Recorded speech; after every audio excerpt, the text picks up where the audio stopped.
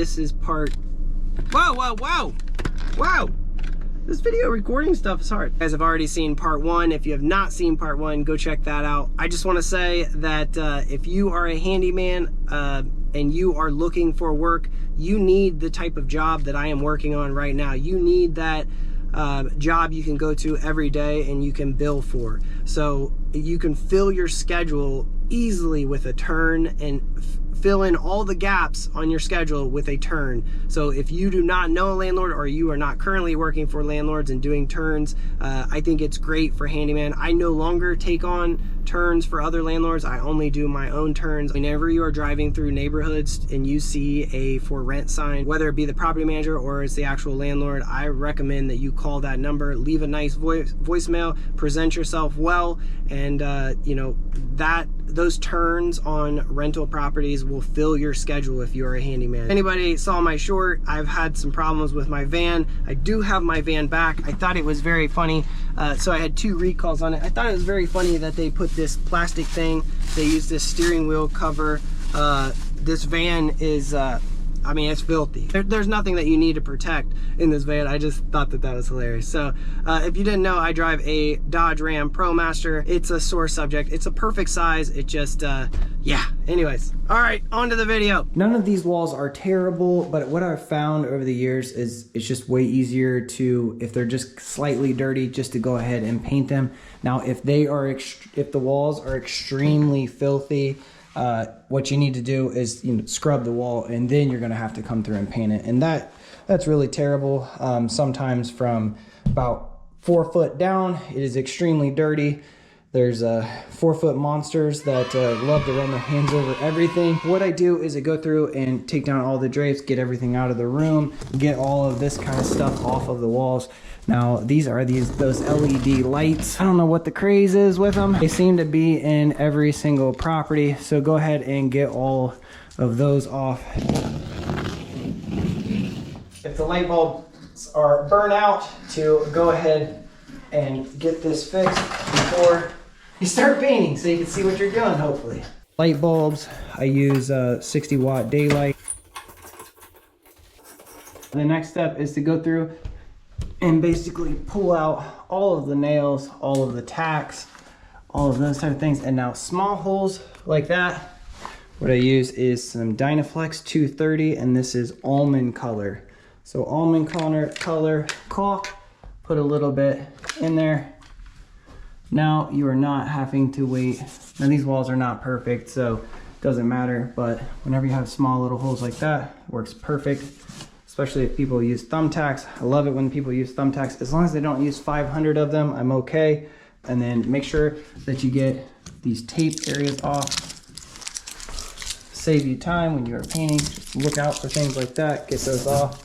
So right here is my sander. It's a Win sander off of Amazon. I will use this sander quite frequently. I will go through and sand the entire place. I might do a little bit in this living room. This wall right here is kind of rough. One of the spots that I always remove the covers is right around the switches. I do not always remove the outlet covers because normally they are not that dirty around them. Just like this one, it's dirty all the way around the switch cover. Basically ready to start painting. I have drop cloths set up because I am keeping the carpet in here. So I just finished painting this room. It's very quick. I leave the drop cloths in place and let the walls dry before moving the drop cloths, and then if any paint is actually on the drop cloth, then it dries before dragging it into another room. All right, so we have the holes filled, sanded if needed. We have all of that done. So now here's my paint setup. So basically what I do is I start rolling the walls. Now I like to roll left to right. Now a lot of people are going to say that that is backwards, and you are going to see that I roll extremely tight to the ceiling, and I will be dry rolling quite a bit. So I'm just going for a fresh, clean look. I'm not going for the best paint job, okay? So all of you people in the comments that want to tell me I'm doing it wrong, that's great. Yeah.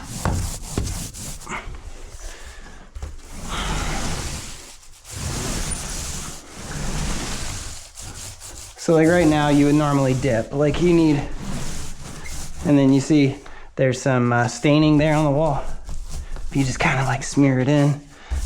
If you get fish eyeing or anything like that, people use some hair products and they get it on the wall, and then you will get fish eyeing really bad. So that's it. So I'm instantly rolling over top of the caulk and not really letting it dry. I'm just rolling it. It's not a big deal if I hit the ceiling. Should be the same color.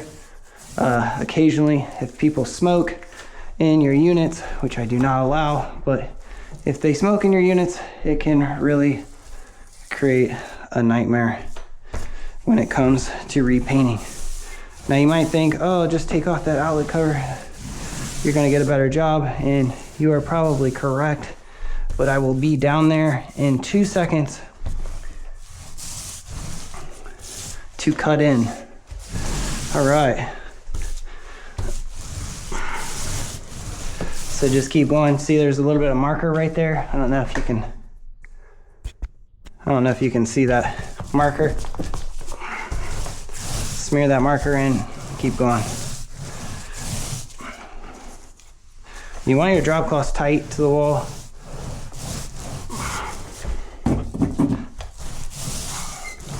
So you don't get it in your carpet. This one's not tight, but I'm a professional. Don't you worry. And then I would generally move my bucket about halfway in the wall, and you will see why in just a minute. And I paint the same house over and over and over. So I have it down pretty good. I mean, every house is a little bit different, but most of these rooms that I paint are the same size, and I am looking to be fast. So I'm trying to be as fast as possible to paint these walls. That's why I keep them the same color. Tenants, I have a couple little holes right there in the wall. Keep my caulking gun.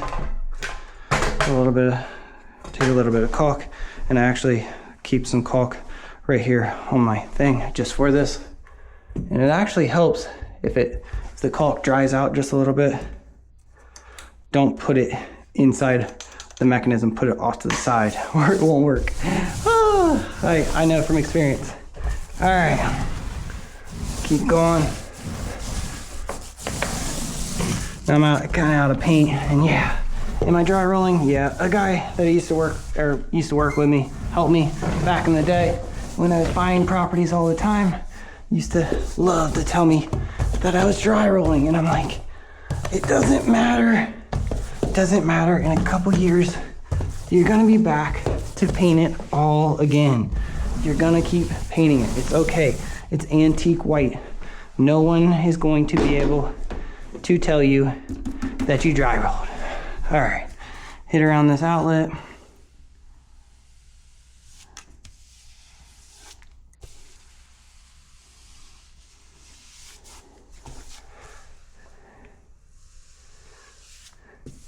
You don't have to get the outlet perfect because it should be the same color. Hit that corner up. Now see, this is where I like to be left or right. I don't know. I just like being on this side of it when I'm cutting in. So I cut in second because I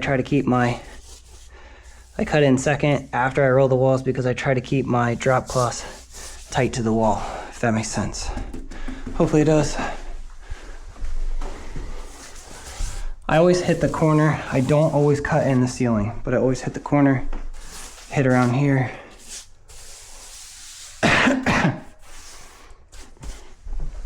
Probably dry brushing too. It's okay. It's all about less steps.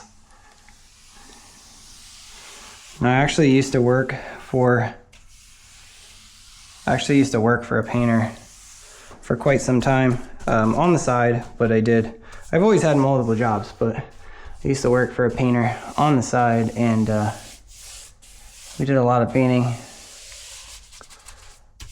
So I know the proper ways on doing things, but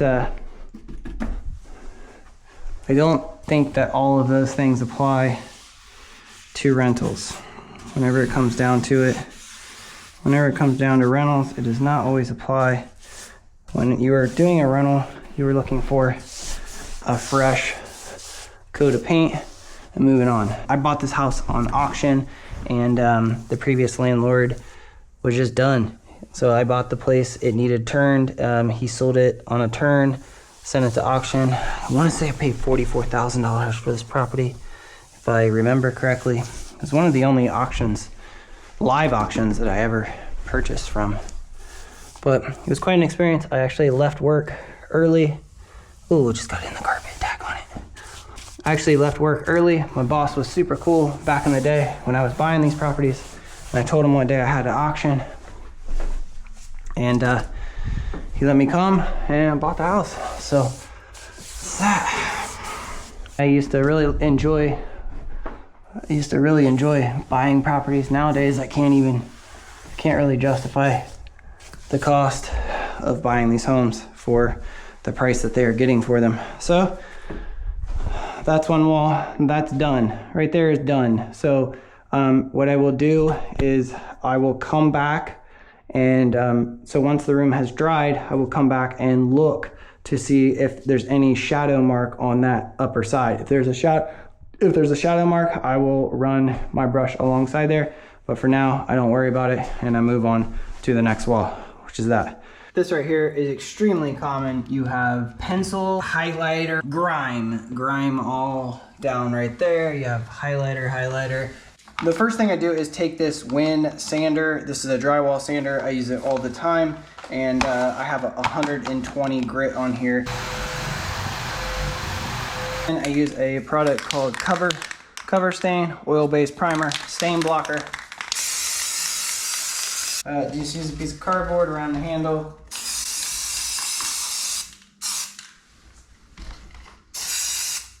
That should take care of it. So once this dries, then I will paint it with a coat of the wall color, which is antique white. After the room has dried, I go through and pick up the drop cloths, move them to the next room, and then I go through and sweep all the junk up on the carpet, and then I also will go around all of the edges and clean out that groove between the carpet and the trim. All right, so where I'm at right now is I've swept the rooms, painted all the rooms. I have a few doors to hit. I only normally paint one side of the door, and then I come back and hit the other side of the door. Have this room painted, have all of this hallway painted. Right here, closet cleaned out. I kind of do the cleaning and the painting all at once. Yeah, so I'm basically right here. I'm going to run my sander around these walls because this one right here is especially dirty. Here is the carpet. I don't know what to say. It's a brown, kind of gray brown carpet. And yeah, I just sent pictures to my carpet guy. We're gonna see what he has to say to see if he thinks that he can clean this or not. He will probably come over and take a look. He doesn't live very far from here.